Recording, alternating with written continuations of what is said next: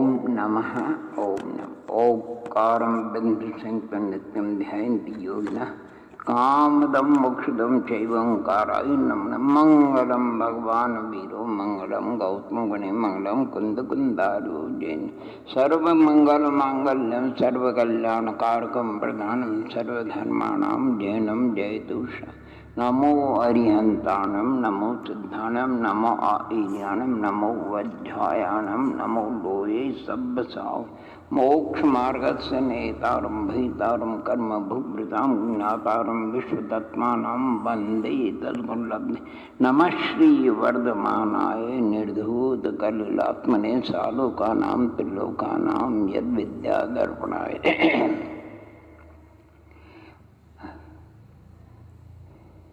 अरहंतो भगवंत महिता सिद्धा सिद्धेश्वर आचार्य शासनोन्नतिकरा पूजा उपाध्याय का श्री सिद्धांत सुपाठका मुनिवरा रत्नत्रयाराधका पंचेते परमेष्टिनः प्रतिदिनं कुर्वन्तु नो सिद्धं संपूर्ण भव्यार्थं सिद्धे कारणोत्तमं प्रसिद्धर्षणां चारित्र प्रतिपादन सुरेन्द्र मुकुटाश्लिष्टपाद पद्मानुष्केशं प्रणमामि महावीरं लोकत्रित चिदानंद चैतन्य कई गुणानंतोरधार भाषा पद्म पुराण की भाषण शुद्धेन पंच परम पद पद प्रणमी प्रणमे जनेश्वर नमे जन प्रतिमा जन भाम जन मार्ग वंदितो सब सिद्धि धूम चल मनोवम गतिम भक्ति भूषामी समय पौर्णमि नमो श्री केवली वणि नमः समय सारा यस्वानुभूत्या चकासते यस्वभावा सर्वभावान्तरिक्षे वीतरागं जनम नत्मा ज्ञानानन्देक सम्मतं बक्षे समय सारस्य तात्पर्यवृत्ति संज्ञकाम मंगलमय मंगलकरण वीतराग नमुदाय जाते वे अरहंतागमान करि मंगल करि हो महाग्रंथ करण को का जाते मिले समाज सब पावे निज बदराय। ओम नमः। ओम नमः।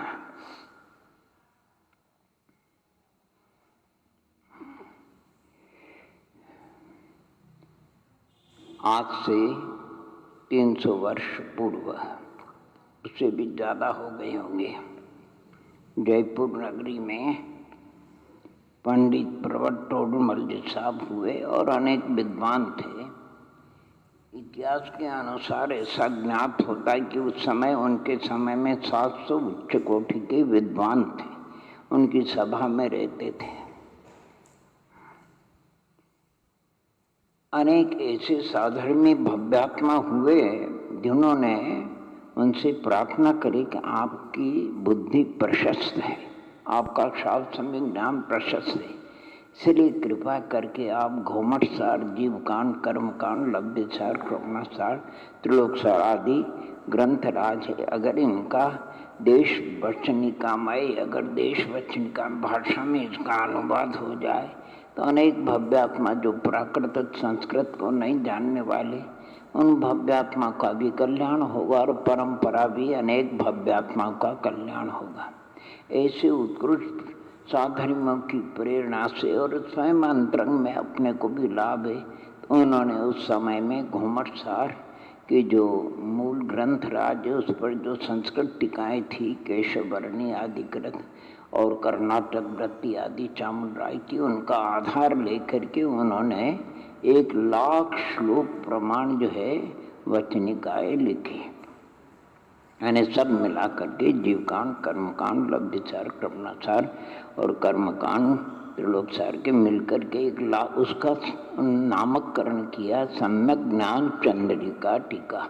सम्यक ज्ञान चंद्रिका टीका जब विद्यालय में अध्ययन करते थे, उस समय जीवकांड का अध्ययन करते थे, उसी बड़ी टीका का अवलंबन लेकर के हम पढ़ते थे, उसका स्वाध्याय करते थे। शास्त्राकार थे, बड़ा टाइप था उसका, सुबह 3 बजे से लेकर के 6 बजे तक उसका अध्ययन करते थे।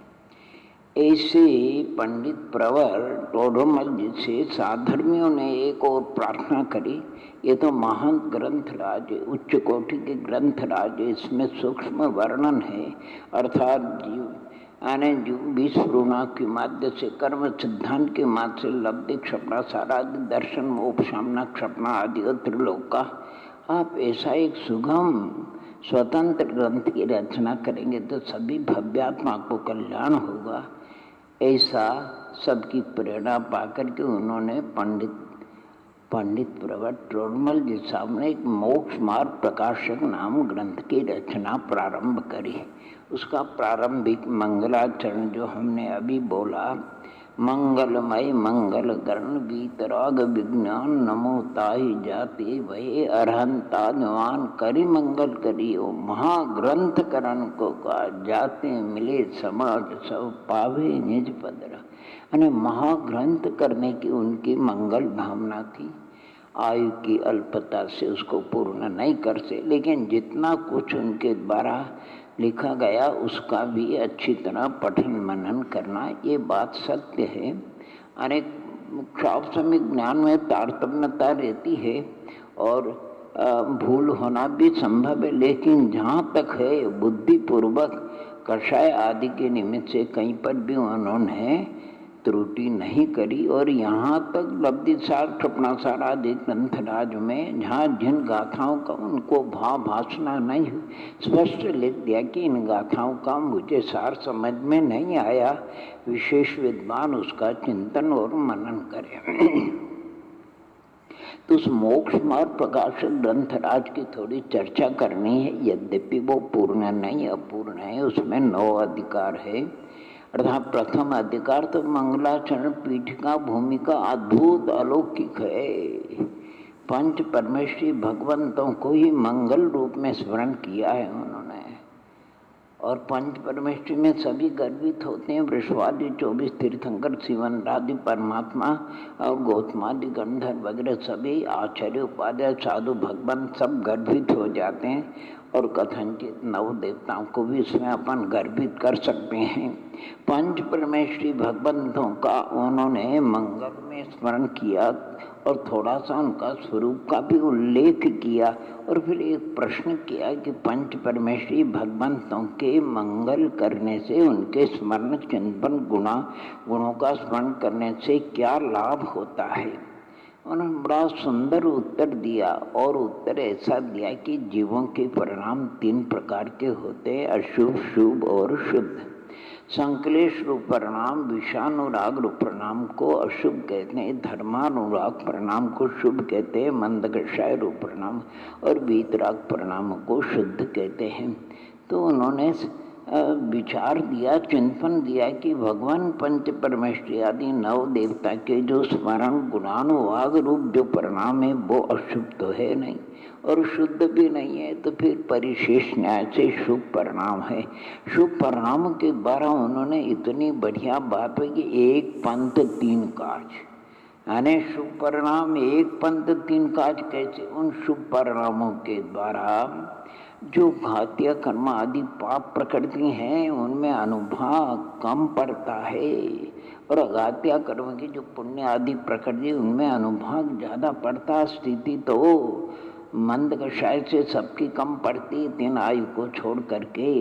जब पुण्य प्रकृतियों में अनुभाग बढ़ता है, पाप प्रकृतियों में अनुभाग घटता है, तो पाप प्रकृति जो घातीय कर्म है उनके अनुभाग के कम होने से जीव का जो स्वभाव ज्ञान दर्शन वीर्य अपने आप उसका विकास होता है। ऐसा निमित्तिक संबंध है, ये आत्मिक लाभ है। और मोहनी कर्म के अनुभाग के कम होने से अर्थात परिणामों में विशुद्धि आती है, निर्मलता आती है, प्रशस्तता आती है। और अघातीय कर्म में पुण्य प्रकृतियों का अनुभाग बढ़ जाने से मोक्ष मार्ग की अनुकूलता मिलती है और पाप प्रकृतियों का रस घट जाने से प्रतिकूलता दूर होती है। अर्थात 1 पंथ 3 काज, आत्मिक लाभ भी होता है, व्यावहारिक लाभ भी होता है। उन्होंने बहुत सुंदर उसका विवेचन किया है।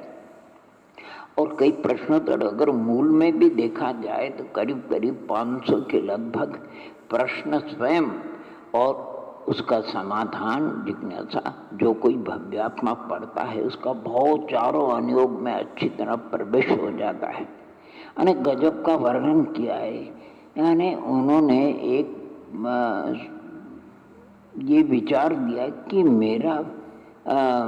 मेरा जो परिणाम है शास्त्राभ्यास में मन लग रहा है, इसका मैं 2 कारण बता सकता। पूर्व का संस्कार भी उत्तम है, अगर उत्तम नहीं होता, प्रशस्त नहीं होता, तो जिनवानी माता की सेवा में आप बीतराव देव गुरु शास्त्र की भक्ति में परिणाम नहीं लगता। परिणाम लग रहा है, वर्तमान में परिणाम उसमें लग रहा है, आनंद आ रहा, आनंद का मतलब उसमें रुचि बढ़ती जा रही है, अच्छा लगता है, ऐसा लगता है कि होनहार भी अच्छा है। यानी परिणामों के द्वारा हम आगे का भी निर्णय कर सकते हैं। और भी कई प्रश्नोत्तर है, उन्होंने तो यहाँ तक उसमें वक्ता श्रोता सबका लक्षण बताया। मंगल करने वालों को कभी लाभ नहीं होता, अमंगल करने वालों को अनुकूलता मिल जाती, सबका समाधान किया। इसका नाम मोक्ष मार्ग प्रकाशक क्यों रखा? सूर्य भी प्रकाश करता है, चंद्र भी, दीपक भी प्रकाश करता है। और एक अंत में जाकर के तो प्रथम अध्याय में एक सुंदर बात उन्होंने लिखी, ऐसा सुगम ग्रंथराज जिनवाणी का सार पढ़ने सुनने को मिले भव्यात्मा को, और भव्यात्मा उसको पढ़े मनन चिंतन न करे, तो कहते हैं उनके अभाग्य की महिमा तो हमसे हो सकती नहीं, हो सकत नहीं। किसी दरिद्री को कोई करुणावंत अर्थ प्रदान करे और वो उसको ग्रहण न करे, कोई कुष्ठ रोग से ग्रसित है और उसको अमृत पिलावे और न पीवे, कहते उसके अभाग्य की महिमा का वर्णन हो सकता नहीं। अथवा अलंकारिक वर्णन किया है, जिस संसार दुख से तीर्थंकर आदि महापुरुष डरे थे, उन संसार दुख से यह नहीं डरता, अर्थात ये बड़ा सुभट है, बड़ा सुभट है, बड़ा सुभट है। अंत में प्रथम अधिकार में इस जीव का प्रथम अगर कोई कर्तव्य है आत्म कल्याण में, तो कहते हैं आगमाभ्यास। जो भव्यात्मा रुचि से आगम का अभ्यास करेगा, वीतरागी सर्वज्ञ हितोपदेशी परमात्मा के अनुसार जो चारों नियोगों के, तो उसकी परिणामों की विशुद्धि बढ़ेगा। आगम अभ्यास करने से तत्पर श्रद्धान होगा, तत्पर श्रद्धान होने से संयम भाव होगा, संयम भाव होने से आत्मिक अनुभव होगा, आत्मिक ज्ञान होगा, आत्मिक ज्ञान होने से केवल ज्ञान होगा, और केवल ज्ञान होने से अनंत और सिद्धत्व की प्राप्ति हो जाएगी। इसलिए भव्यात्मा को आने प्रमाद को छोड़ करके आने अवश्य आगमाभ्यास करना चाहिए। द्वितीय अधिकार में संसार अवस्था का इतना सुंदर वर्णन किया, इतना सुंदर वर्णन किया कर्म सापेक्ष वगैरह और पर्याय की अपेक्षा से। तृतीय अध्याय में भी और विस्तृत वर्णन किया, उसमें भी उन्होंने किसी यानी ऐसा समाधान करते हैं संसारी, आप और हम कोई भी हो। उन्होंने रोगी का उदाहरण दिया, कोई रोगी रोग से छुटकारा पाने के लिए वैद्य डॉक्टर के पास जाता है, तो उसको निदान बताते हैं, रोग में होने वाली अवस्था का वर्णन करते हैं, उसको विश्वास दिलाते, उसको विश्वास हो जाता है कि बराबर डॉक्टर साहब जो कह रहे हैं। ऐसे हम संसार के रोगी हैं, हमको भी रोग का वर्णन करते हैं, रोग में होने वाली अवस्थाओं का परिचय कराते हैं, चतुर्गति आदि एक इत्यादि, जिससे हमको विश्वास हो जाता है पक्का रोग है, राग आदि का, तत्व श्रद्धान का, यानी और उसमें अवस्था हो रही है, उसके लिए फिर वो कहते हैं। और रोग और विशेष वर्णन तीसरे अध्याय में उन्होंने किया, गजब का वर्णन किया। चतुर्थ अध्याय में उन्होंने अग्रहित मिथ्या दर्शन ज्ञान चारित्र का वर्णन किया है। इच्छाओं के अनेक भेद होते हैं, उसका 4 प्रकार के विभाग किया। इच्छाओं के यानी अक्सर करके 4 प्रकार की इच्छाएं होती है। एक तो जानने देखने की इच्छा होती है, एक कषाय के अनुसार कार्य करने की इच्छा होती है, एक पाप की सामग्री को हटाने की इच्छा होती है, एक पुण्य की सामग्री को रखने की इच्छा तो होती है, लेकिन जानने देखने की इच्छा होती है, लेकिन जब तक केवल ज्ञान केवल दर्शन नहीं होता तब तक जानना देखना पूर्ण नहीं होता है।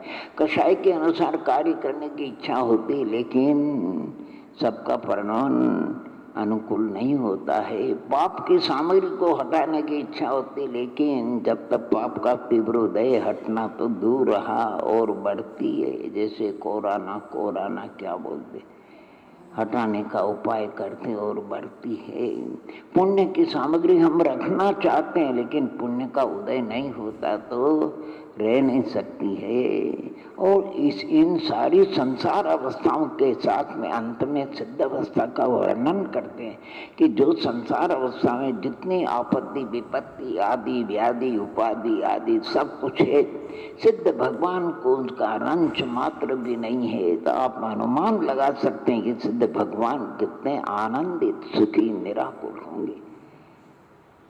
कम से कम हम उस विचार तो कर सकते हैं, जो जिस रोग से हम त्रस्त हैं, दुखी हैं, आकुलित हैं, वो उनको नहीं है तो सुखी कितने होंगे वो। चतुर्थ अध्याय में वही अग्रहित मिथ्या दर्शन ज्ञानकारी का वर्णन, पंचम अध्याय में ग्रहित मिथ्या दर्शन आदि का वर्णन किया, सभी दर्शनों का परिचार कराया, यानी कहाँ कहाँ है जीव भूल।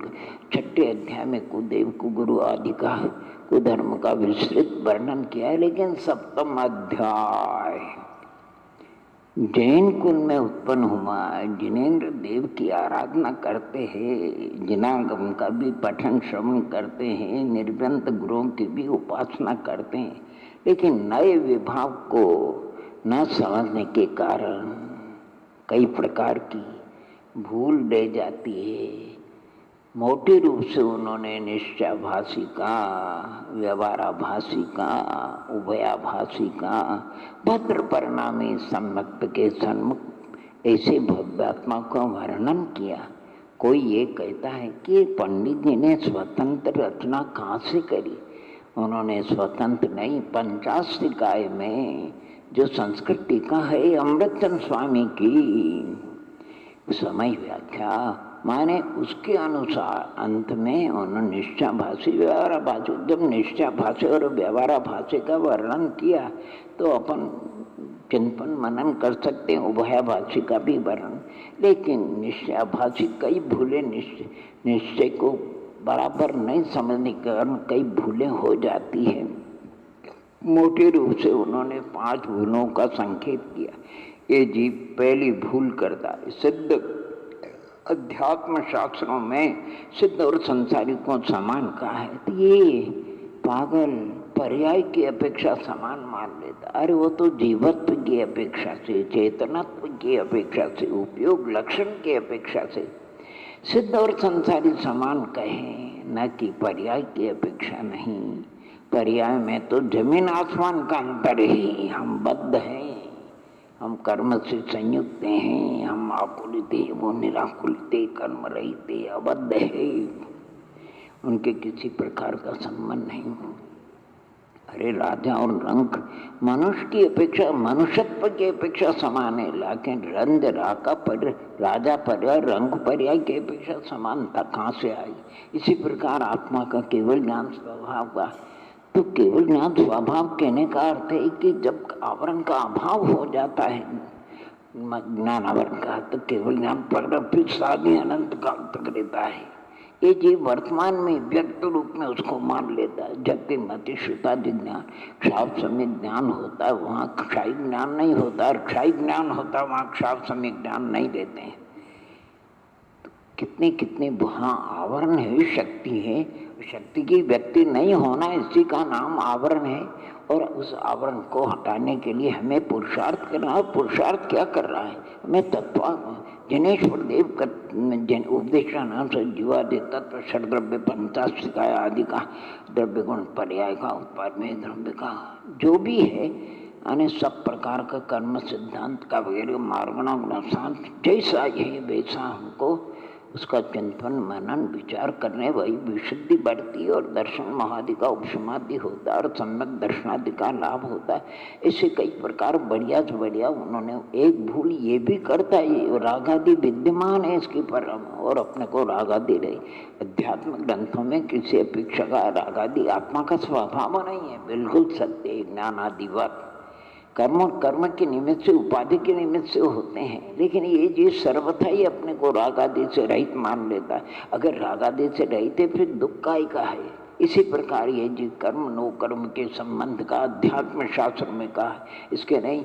वहाँ तादात्म संबंध की अपेक्षा कर्म नो कर्म का आत्मा के साथ में संबंध नहीं है, लेकिन ये सर्वथा ही अबंध मान लेता है। जब सर्वथा ही कर्म नो कर्म का संबंध नहीं तो सिद्धत्व के समान अमूर्तिक आदि गुणों का प्रकट होना, यानी अवस्थाओं का प्रकट होना और वही अक्षय अतीन्द्रिय आनंद का अनुभव होना चाहिए, क्यों नहीं होता है। इस प्रकार निश्चयाभासी कई प्रकार की भूलें करता है और जब ये भूलें उसके अंदर में यानी उपयोग में आस्था में आ जाती है तो फिर उसके परिणाम होते हैं शास्त्राभ्यास करना निरर्थक है। गुणस्नान मार्गना आदि का विचार करना विकल्प है। तपस्या करना तो कष्ट पे पड़ना है। अरे व्रतादि धारण करना तो बंधन में गिरना है। पूजा आदि करना तो शुभाश्रव है। जितने व्यावहारिक कार्य सबका वो निषेध कर देता है। लेकिन वैसी अवस्था अगर शास्त्रकारों ने लिखा है शास्त्राभ्यास निरर्थक है। अरे गंधरादि देव जब ध्यान में उपयोग नहीं लगते हैं तो वो भी शास्त्राभ्यास कर दें तो कहाँ से गंधरादि से अधिक हो गया। और मार्गणा गुणस्तादि का विचार विकल्प थे, लेकिन निर्विकल्प अवस्था नहीं होती। अन्य विकल्पों से ये हजार गुण है अच्छे। तपस्या करना कष्ट में गिरना है तो फिर भोजनादि करना वो तो अपने आप सुख रूप हो गया। अरे मोक्ष मार्गी को तपस्या करना कष्ट रूप प्रतीत नहीं होता है। और व्रताधिक धारण करना प्रारंभिक अवस्था में जैसे खेती के फसल के लिए रक्षा के लिए बाढ़ का होना जरूरी है, इसी प्रकार प्रारंभिक दशा में अनुव्रत महाव्रत व्रताधिक का धारण करना भी बड़ा श्रेष्ठ उपयोगी है। कई कारण से नहीं धारण कर सकता बात है। पूजा आदि करना शुभाश्रव, हाँ शुभाश्रव है तो पूजा आदि को छोड़ करके और कौन सा कार्य करेगा तू। अगर निर्विकल्प समाधि शुद्धोपयोग के अंदर अगर तू लगता है तो बहुत सुंदर बात है। और पूजा आदि छोड़ करके अगर तू अन्य अशुभ के कामों में लगेगा तो ये तो इतना माने असमझ का कार्य की कड़वी अस्थि छोड़ करके कड़वी वस्तु खाना छोड़ करके विष को खाना, बहुत सुंदर वर्णन किया उन्होंने। और व्यवहार भाष्य का तो ये 7 तत्वों का मोटे रूप से श्रद्धान करता, वीतराग देव गुरु शास्त्र का भी श्रद्धान। लेकिन कैसी कैसी भूल रह जाती है, यानी जो उनका मूल स्वरूप है वो इसके ज्ञान में नहीं आता है। अव्याप्ति अतिव्याप्ति असंभव दोष से रहे सच्चे देव का स्वरूप सच्ची जनवाणी और गुरु का स्वरूप जीवादि तत्वों का स्वरूप ज्ञान में नहीं, वो ऐसी भूल रह जाती पता नहीं लगता है उभयाभासी। यद्यपि वो श्रद्धा ऐसी रखता है और प्रवृत्ति भी करता है तो अशुभ से बच जाता है, परंतु एक काल में 2 अवस्था नहीं होती है, विवक्षा को समझना। और जो भद्र परिणामी है उसका गजब का उल्लेख किया है।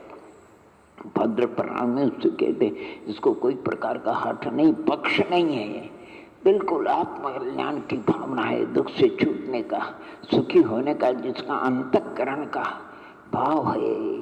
जब जिनवाणी गुरुओं के द्वारा संतों के द्वारा आचार्य भगवंतों के द्वारा विशेष ज्ञानियों के द्वारा जब आत्मकल्याण की बात उसको सुनने को मिलती है तब गदगद होता है। अहो अहो मुझको इन बातन की तो खबर हो नहीं। इस पर्याय में है तन्मय भया, सो इस पर्याय के तो थोड़े ही काल की स्थिति है, ज्यादा काल की नहीं है। यहाँ सब मुझको पुण्य योग से अवसर मिला, इसमें तो मेरा ही हित प्रतिभाषित होता है, इसलिए नाम और लक्षण सीखता है। एकांत में बैठ करके फिर विचार करता है कि ऐसा है कि नहीं। वो भव्यात्मा जिसको लगन लग जाती है, जो प्रयोजन भूत जीवादि तत्व षड्द्रव्य पंचाशत का है, 9 पदार्थ। आत्मा को हितकारी सम्यक दर्शनादि, अहितकारी मिथ्या दर्शनादि। जीव के कौन से भाव हितकर अहितकर है, निमित्त नैमित्तिक संबंध जो कुछ जैसा है वो जिनवाणी अपने शास्त्र ज्ञान और जिनवाणी विद्वानों के द्वारा उसका बराबर चिंतन मनन करता है। बहुत सुंदर, बहुत सुंदर। भव्यात्मा की विशुद्धि बढ़ती जाती है। कदाचित कोई ये प्रश्न करे कि भगवान अन्यथावादी नहीं, उन्होंने जैसा कहा वैसा श्रद्धान कर लीजिए। हाँ भैया, श्रद्धान कर लीजिए। भाव भासना की बिगड़ लाभ होने का नहीं, भाव भासना होना जरूरी है। अरे भगवान की मान, हे को हे मान लेंगे, उपाधि को उपाधि माने, भाव भासना होना जरूरी है। हे को अगर उपाधि, उपाधि को है तो अनर्थ हो जाएगा। पर हम किस किस की परीक्षा करें? अरे भैया घबराओ मत, वस्तु तत्व हे ज्ञेय उपाधि, उसमें ज्ञेय की परीक्षा हो तो करो मत। लेकिन हे का, हे जो रागादि मिथ्यात्पादि, ये हे सम्यक दर्शनादि, ये उपाधि है, इनकी परीक्षा तो अवश्य करना। स्व और पद की परीक्षा अवश्य। बहुत सुंदर, बहुत सुंदर भद्र पुराण। ऐसा भव्यात्मा अंतरंग रुचि से जिनवाणी के अवलंबन से परम माने चिंतन मन, अगर कोई साधन में मिल जाता है तो गदगद होता, अपने विचार उनको प्रकट करता, उनके विचारों को सुनता है, फिर अंतरंग में विचार करता है। अगर कुछ माने जिज्ञासा रहती तो विशेष ज्ञानियों का योग मिलता तो उनको पूछता है, उस समाधान को फिर अंतरंग में चिंतन मनन करता है। इसको अपने कार्य करने की ऐसी धुन, ऐसी लगन लगती है कि पूछो मत। वो ऐसा प्रयत्नशील रहता है, इससे इसी परिणाम की विशुद्धि बढ़ती और इसी भव में उसको दर्शन महादि के उपसमाधि पूर्वक सम्यक दर्शनादि का लाभ हो जाता है। यद्यपि सम्यक दर्शनादि का लाभ हो गया, उसको श्रद्धान हो गया कि मैं चैतन्य चित्त चमत्कार मात्र आत्मा हूँ, शरीर आदि नहीं हूँ, ये रागादि है। सम्यक दर्शनादि बात अभी वैसी अवस्था नहीं है, इसलिए अभी वो अणुव्रत महाव्रत हो और भावनाओं को भाता है।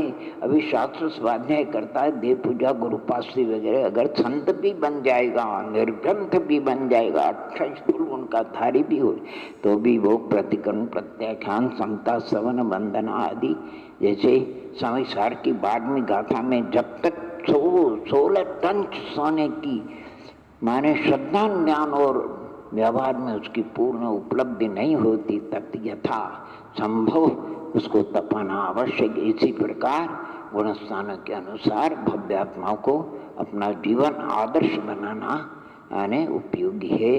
ऐसा भव्यात्मा कहते हैं। सबसे बड़ी बात उन्होंने कहा, अगर मान लो किसी भव्यात्मा में किसी प्रकार का निश्चय भास का व्यवहाराभास गया हुआ है, कोई संस्कार जम गया हो, कहते तुम विकल्प मत करना, क्योंकि तेरा भला बुरा तेरे परिणामों से होता है, किसी अन्य के परिणामों से नहीं होना। अपने में इस प्रकार की कोई विपरीत मान्यता हो तो उसको दूर करना और सम्यक श्रद्धान करना। ऐसा सुंदर, ऐसा सुंदर। उसी में पंच लब्धियों का वर्णन है। लब्धि सार के अनुसार हो क्षावसमिक लब्धि, विशुद्धि, देशना, प्रायोग और कर्ण लब्धि का क्या सुंदर उन्होंने संक्षेप से उसका और कहा कि जिन भव्यात्मा को विशेष जानना हो तो लब्धि सार प्रकाशार से अधकरण अपूर्वकरण अनुवृत्तिकरण को समझना। और 8वें अध्याय में तो ज्ञात बादशांग जिनवाणी का सार, दिव्य ध्वनि का सार, चारों अनुयोगों का कैसा है, इतना सुंदर वर्णन है। किस किस प्रकार अनुयोग में वर्णन करने की पद्धति है। और यहाँ तक बताए कि ये चारों अनुयोगों का स्वाध्याय, चिंतन, मनन, पठन, श्रवण, चाहे वो मिथ्या दृष्टि हो उसके लिए भी उपयोगी और सम्यक दृष्टि के लिए भी उपयोगी है। अर्थात अर्थोपार्जन करना, धनार्जन करना, दरिद्री है उसके लिए उपयोगी, उसकी दरिद्रता दूर हो जाएगी। और धन है तो धनवान है तो धन की वृद्धि हो जाएगी। और उनमें सापेक्षता का कितना सुंदर वर्णन किया है। अनुयोगों में दोष कल्पना का सुंदर निराकरण किया है। बहुत से लोग प्रथमान योग में दोष कल्पना, चरणान योग, करणान योग, द्रव्यान योग में दोष कल्पना कर उसका भी बहुत सुंदर वर्णन किया। अंत में तो उन्होंने इतना सुंदर वर्णन के स्यादवाद के द्वारा विचार किया जाए और स्यादवाद के खाते के द्वारा अच्छी तरह खटाया जाए तो सब बातें यथार्थ प्रतिभाषित होगी, कहीं पर भी कोई भी विपर्यास होगा नहीं। और 9वें अध्याय से फिर उन्होंने जो प्रतिज्ञा करी उसका प्रारंभ किया है। मोक्ष मार्ग का वर्णन प्रारंभ करते हैं। उसमें भी सबसे पहले आत्मा का हित मोक्ष ही है, संसार अवस्था आत्मा का हित रूप नहीं है। और क्यों? उसका बड़ी हेतु से, कर्म सिद्धांत की अपेक्षा से उसका वर्णन किया है। वर्तमान में भी जीवों को जो कुछ है वो आकुलता, रागादि की हीनता से अच्छा लगता है, रागादि की कमी से। इसलिए भव्यात्मा को हर प्रकार से मोक्ष जो निराकुल अक्षय अतीन्द्रिय आनंद रूप अवस्था उसका पुरुषार्थ करना परम आवश्यक है। और उसके लिए उन्होंने प्रेरणा दी है, जिज्ञासा भी प्रकट करी है। यहाँ तक कि अपने को छोड़ करके कोई निर्ग्रंथ मुनिराज है महाव्रती, उनका उदाहरण देते। देखो तो उन्होंने कितना पुरुषार्थ किया, कितना पुरुषार्थ किया, कोई लाभ नहीं। बात बराबर है, उन्होंने पुरुषार्थ किया, शुभ का पुरुषार्थ किया, मंद कषाय का पुरुषार्थ किया, उसका फल उनको मिला स्वर्ग में 9 ब्रह्म तक गए। लेकिन मोक्ष मार्ग का अगर पुरुषार्थ होता तो अवश्य मोक्ष मार्ग को प्राप्त होता। कई प्रश्न ऐसा सुंदर किया, द्रव्य कर्म से भाव कर्म, भाव कर्म से द्रव्य कर्म, ऐसी अनादि की परंपरा है। हम कैसे उससे पार हो सकते हैं? कहते हैं घबराओ मत हे भव्यात्मा, सत्य है द्रव्य कर्म से भाव कर्म, भाव कर्म से द्रव्य कर्म, परंतु सदा एक शरीर का द्रव्य कर्म का उदय नहीं चलता। एक शरीर के हमारे परिणाम भी कभी रागादि में मंदता तीव्र, कभी शास्त्र में ज्ञान में विशुद्ध माने प्रशस्तता, कभी अप्रशस्तता। तो जब अवसर देखो अर्थात ज्ञान का शोषण ठीक हो, तत्व विचार करने की और कषाय की मंदता हो, उस समय जिनेश्वर देव के उपदेश के अनुसार अगर हम पुरुषार्थ करें जीवादि तत्वों का विचार करने का, तो हमारी विशुद्धि बढ़ेगी, दर्शन महादि का उपशमादि होगा। अरे सम्यक दर्शन की प्राप्ति क्या, हम उसी पुरुषार्थ के बल से संयम लब्धि को भी प्राप्त करेंगे और श्रेणी का भी आरोहण करेंगे, शपथ श्रेणी चढ़ करके अनंतर सिद्धत्व को प्राप्त हो जाएंगे। पुरुषार्थ तो हमको वहां से करना, एक बार हमको आने जिधर हमारी दृष्टि उधर पीठ करनी होगी, और जिधर पीठ है उधर हमको दृष्टि करनी होगी। आने कितना फर्क पड़ जाता है, जमीन आसमान का। फिर धीरे धीरे कदम बढ़ाओ, कोई बात नहीं। 9वें अध्याय में अभी सम्यक दर्शन का वर्णन पढ़ो, कितना सुंदर सम्यक दर्शन का अव्याप्ति अतिव्याप्ति आदि दोषों से वर्णन किया। सम्यक विभिन्न लक्षण ग्रंथ राज्यों में मिलते हैं। आत्मश्रद्धान का नाम भी, स्वपर श्रद्धान का नाम भी, जीवादि तत्वों के श्रद्धान का नाम भी, देव गुरु शास्त्र की श्रद्धान का नाम, सब बढ़िया सापेक्ष उन्होंने उसका खुलासा किया। और कर्म अपेक्षा औपशमिक शास्त्रमिक सम्यक दर्शन का विवेचन किया। अनंतान बंदी के किस सम्यक्त्व के साथ में कौन सी अवस्था रहती है, इसका भी उन्होंने विवेचन किया। कई जगह ऐसा प्रकरण है, उन्होंने बताया कि 4 जो विशेष लक्षण जो ग्रंथ राज्यों में पाए जाते हैं, आत्म श्रद्धान, स्वपर का श्रद्धान और विवादित तत्वों का श्रद्धान, वितराग दे। सबसे पहले इसको वितराग देव गुरुशास्त्र का श्रद्धान होना परम आवश्यक है, उसके बिगड़ काम नहीं। और उसके बाद तत्वों का श्रद्धान विपरीत अभिनय, उसके बाद स्वपर का भेद विज्ञान, फिर आत्म श्रद्धान, आत्मा की अनुभूति रुचि आदि। कोई तत्वों का विचार नहीं करे, वितराग देव शास्त्र का भूल नहीं निकाले और अपना को स्वपर का भेद विज्ञानी माने, आत्मज्ञानी माने। तो आचार्य भगवान ज्ञानी कहते हैं भव्य आत्मा, ये सब चतुराई की बातें हैं, इससे कल्याण होने का नहीं है। लेकिन जो आगमानुसार पुरुषार्थ करता है उसकी विशुद्धि बढ़ती है। वितराग देव गुरु शास्त्र के सिद्धांत से गृहित मिथ्यात्व का अभाव होता है। आए कोई अगर चढ़ाव हो और सामने की वायु हो तो बड़ा कष्ट होता है, और उतार हो और पीछे की वायु हो तो कितना बढ़िया रहता है। फिर जीवादी तत्वों का विचार करने से तत्व श्रद्धान होता, स्वपर का विचार करने से भेद विज्ञान होता, और आत्मा का विचार करने से आत्मानुभूति होती। ये क्रम है इसका, बहुत ही अच्छा। अभी सम्यक दर्शन के 8 अंगों का भी वर्णन नहीं हुआ ग्रंथराज। जो भावना थी कि मैं महान ऐसे 12 स्थल मोक्ष मार्ग में आए कि हम इसका प्रसंग पा करके आगे वर्णन करेंगे, कर्म सिद्धांत का भी आगे वर्णन करेंगे, देव गुरु शास्त्र का भी आगे वर्णन करेंगे। कहीं भरत का उदाहरण मिलता है कि भरत जी घर में ही वैरागी, उनका भी हम आगे वर्णन करेंगे। 12 स्थल ऐसे बताए उन्होंने। अरे बड़ा सुंदर ग्रंथ है, क्योंकि हम तो अल्प बुद्धि, इतना संस्कृत का भी ज्ञान नहीं था। किसी भव्यात्मा ने इस मोक्ष मार्ग प्रकाशक दिल्ली से बहुत सस्ती ग्रंथमाला से प्रकाशन हुआ था। 3 रुपया न्योछावर। पद्म पुराण 7 रुपया न्योछावर। और क्या वो रत्नकरण शावकाचा सदाशिव जी की वचनिका कई 5 रुपये का न्योछावर। यद्यपि उस समय हमारी इतनी भी सामर्थ्य नहीं थी, लेकिन फिर भी 20 रुपये में एक सेट आता था। हमने कुछ भी करके उसको पूरा दिल्ली से वो सेट मंगा लिया और उसका अध्ययन मनन चिंतन चालू किया।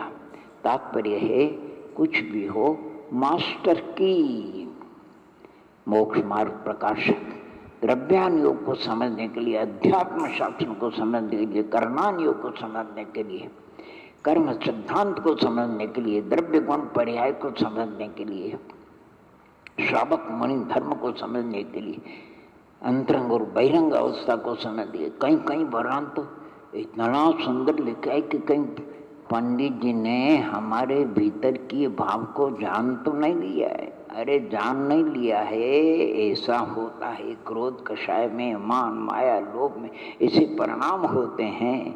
तो जो आपका हमारा मन है, मन में जो विकल्प उत्पन्न होते हैं, हम आपके मन को क्यों नहीं जान सकते? थोड़े से विचारों में भिन्नता हो सकती पर्याय की अपेक्षा, लेकिन मन का काम चंचल भाव, मन का काम अस्थिर क्षण क्षण में बदलता है, कहीं जाता है। और इसका संस्कार है अनादि के। अशुभ में तो बिना प्रयत्न के, बिना पुरुषार्थ के लगता है, लेकिन इधर पुरुषार्थ करना पड़ता है।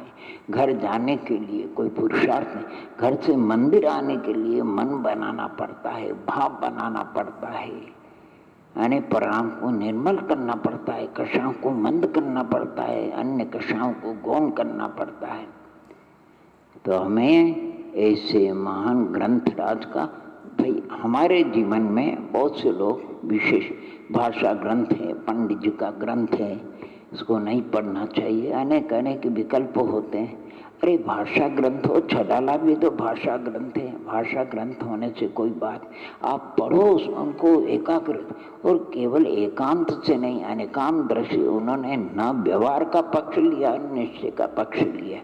उन्होंने यथा जैसा आगमानुसार, और उन्होंने किसी आधुनिक जो है उनका अनुसरण नहीं किया। वो तो 300 वर्ष पहले हुए हैं पंडित जी, और उन्होंने घूमर सारादि का जो है अनुवाद किया है, वो कोई सामान्य। और यहाँ तक कि पूज्य गणेश प्रसाद जी वर्णी बचपन में ब्रह्मचर्य अवस्था में उनकी लगन थी कि मैं तो जयपुर जाकर के अध्ययन करूं, क्योंकि जयपुर में उच्च कोटि के विद्वान है। देखो सही, आपके हमारे जयपुर में पंडित जी तो कर्नाटक भाषा का अध्ययन करते थे। उनको ये था कि मैं दक्षिण में कभी जाऊं और धवल महाधवल जय ग्रंथ षटखंडागम कषाय का मैं आने अध्ययन करूं, पठन करूं, मनन करूं। उस समय के और विद्वान थे पंडित जयचंद जी छावड़ा, उनसे प्रेरणा करी। उन्होंने समय सार सरवार सिद्धि ज्ञानाराम आदि ग्रंथ राजों का, माने संस्कृत टीकाओं का भाषानुवाद किया है। पंडित दौलत राम जी हुए, ये छडाला वाले नहीं, दूसरे। उन्होंने आदि पुराण यानी उत्तर महापुराण, हरिवंश पुराण, पद्म पुराण की वचनिका लिखी, क्या गजब। और पंडित सदाशिव जी ने चरणानुयोग के ग्रंथ राजों के रत्न ग्रंथ शावकाचार तत्वार्थ अर्थ प्रकाशिका भगवती आराधनान के ग्रंथों की वचनिका एक छोटी सी पुस्तक हमको प्राप्त हुई। उस समय जयपुर के 110 विद्वानों की उसमें सूची है, किस किस विद्वान ने किस किस सन में किस किस ग्रंथ की उन्होंने वचनिका लिखी। ऐसे 110 ग्रंथों की वो लिस्ट हमको प्राप्त हुई। हम तो हमारे प्रति बहुत उनका उपकार है। हमने तो बड़े बड़े विद्वानों से परामर्श किया। पंडित पन्नालाल जी साहित्याचार्य एक बार जबलपुर गए थे, हमने उनसे यानी पद्म पुराण माने उन्होंने यानी महापुराण की राष्ट्रभाषा में अनुवाद किया पद्म पुराण का हरिवंश, और सरकार ने उनको सम्मानित किया। मैंने कहा आदरणीय पंडित साहब, ये पंडित दौलत राम जी आदि की जो पद्म पुराण वचनिका भाषा कहते हैं, हम भी उसी को अध्ययन करते हैं, पढ़ते हैं, संस्कृत भी पढ़ते हैं, लेकिन वो पढ़ते हैं। हमने तो कर्तव्य के नाते राष्ट्रभाषा में अनुवाद कर दिया। और पूज्य वर्णी जी की बहुत इच्छा थी वहाँ जयपुर जाकर के अध्ययन करने की। और सुनने में भी ऐसा है कि जब वर्णी जी की अंतिम समाधि का प्रसंग था, उस समय गणेश प्रसाद जी वर्णी ने उनके जहाँ समाधि स्थल था वहाँ पर कोई भव्यात्मा उस कमरे में आता तो मोक्ष मार्ग प्रकाशक विराजमान रहता था। मौन से आया, 10 मिनट आपको समय 15 मिनट तो उसका स्वाध्याय करो और तीर्थ से फिर बाहर हो जाओ। 200 बार श्रवण करने की उन्होंने प्रतिज्ञा ली। आज भी जितने विद्वान जो इधर उधर की चर्चा करते हैं वो सब मोक्ष मार्ग प्रकाशक है। हो सकती है कोई छोटी मोटी त्रुटियाँ होगी, लेकिन हमसे तो 1000 गुना उनका ज्ञान प्रशस्त था। और कई बार किसी भव्यात्मा हमसे कहा कि बड़ी बड़ी भूलें कर दी टोडरमल। मैंने कहा अपन बैठ करके शांति से उसका स्वाध्याय करें, एक एक लाइन का, और फिर विचार करें कि कहाँ कितनी भूल उन्होंने करी। यद्यपि भूल 2 प्रकार की होती है, एक कषाय से होती है और एक अज्ञान से होती है। अज्ञान से होने वाली भूल क्षम्य है, लेकिन कषाय से होने वाली भूल क्षम्य नहीं होती है। यानी संक्षेप में जो मेरे माने मैं तो बहुत बड़ा उपकार मानता हूँ पंडित प्रसाद टोडरमल जी का। हमारे साक्षात तो नहीं है, 300 वर्ष पूर्व हुए, तथापि हम उनके रचित ग्रंथ और वचनिकाओं के अनुसार जब पढ़ते हैं तो बड़ा आनंद आता है। लब्धि सार का जो कुछ भाव समझ में आया, कर्म कांड, जीव कांड, त्रिलोक सार का, बहुत सुंदर बहुत सुंदर बहुत सुंदर। हम क्या कहें, त्रिलोक सार की प्रस्तावना में और घूमट सार की प्रस्तावना तो गजब की 16 पृष्ठ की प्रस्तावना आप पढ़ो तो हृदय इतना पल के आनंदित हो जाता है। त्रिलोक सार की प्रस्तावना में एक जिज्ञासा के एक प्रश्न उत्पन्न, आप तो अमूर्तिक आत्मा हो, आप इस ग्रंथ की वचनिका कैसे करोगे? बढ़िया सुंदर जिज्ञासा, उस भव्यात्मा ऐसी जिज्ञासा का कितना बढ़िया समाधान किया। हम अमूर्तिक आत्मा है, हमारे में स्पर्श गंध वर्ण नहीं है, सत्य है, लेकिन वर्तमान में कर्म का नो कर्म का संबंध है, शरीर का संबंध है, शरीर और आत्मा का दूध पानी के समान संबंध है। अब जब आत्मा में जब कोई इच्छा होती है, ज्ञान का अक्षरसम होता है, तब वो अपने प्रदेशों का परिस्पंदन करता है। प्रदेश परिस्पंदन होने से हस्तादि की क्रिया होती है, हस्तादि के द्वारा लेखनी आदि की क्रिया होती है, लेखनी से फिर शाही का पत्र में आकार बनता है और इस प्रकार शास्त्र की रचना होती है। यद्यपि निश्चय से विचार किया जाए, मैं अपने परिणामों का ही करता और अनुभव करता भोगता हूँ। मैं शरीर आदि की क्रिया का, हस्तादि की क्रिया का, लेखनी आदि पत्र आदि का, अक्षरादि का मैं करता नहीं, परंतु ऐसा निमित्त नैमित्तिक संबंध है। एक जगह आप निमित्त नैमित्तिक संबंध को समझ जाओगे तो सब जगह भोजन करने में हो, यात्रा करने में हो, बोलचाल में हो, सब जगह एक दृष्टांत यानी 1000 गुत्थियों को सुलझा देगा। कितना सुंदर उन्होंने वर्णन किया है, आत्मसात करने आए। हमने तो इन सब ग्रंथ राजों की प्रस्तावना को एक अलग से उसकी बुक्स बनाई और उसको पढ़ते हैं। लब्धिसार पंडित टोडरमल जी की जो प्रस्तावना है, जो पूर्व उसका वर्णन किया है, समयसार, घुमरसार आदि सभी भव्यात्माओं को बिल्कुल आत्मकल्याण के लिए ऐसे, और संस्कृत प्राकृत की ज्ञाता उनको पढ़े तो बहुत। और अगर भद्र प्रणामी विद्वान भी उच्च कोटि के है और भद्र प्रणामी सामने अगर भव्यात्मा होते हैं तो क्या वो संस्कृत और प्राकृत में उनको उपदेश देंगे? समझ ही नहीं सकते हैं। अरे जो म्लेच्छ, वो म्लेच्छ भाषा में समझेगा, वो आर्य भाषा को नहीं समझ सकता है। जब तक उसको भावासना नहीं होती तो उसको आनंद नहीं आता है, रोमांच नहीं आता है।